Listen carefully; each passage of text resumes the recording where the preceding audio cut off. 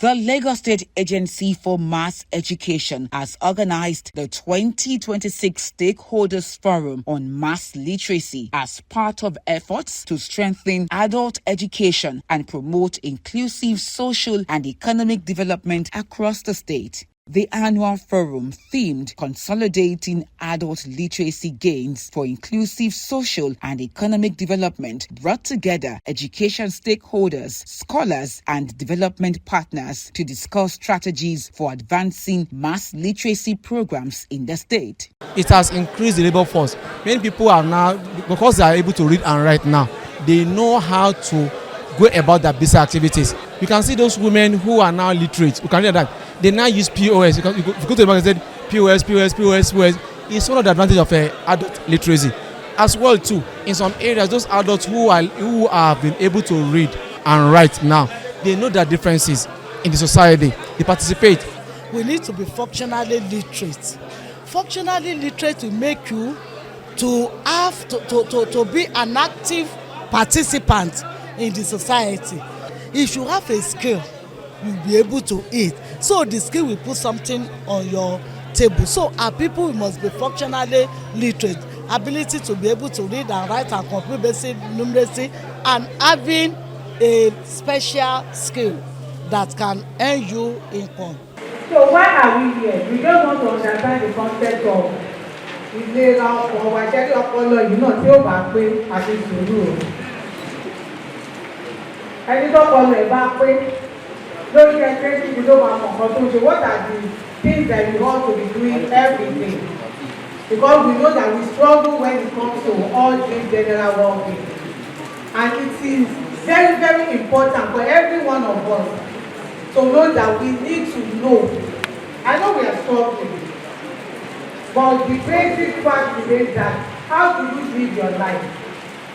Our lifestyle has a lot to do with our well-being.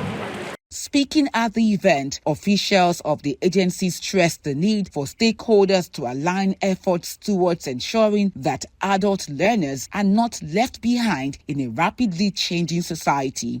According to the agency, literacy has evolved beyond the traditional focus on reading, writing, and arithmetic to include lifelong learning, skills development, and economic empowerment. We need to make sure that these learners, fit into the society. We don't want to leave anybody behind.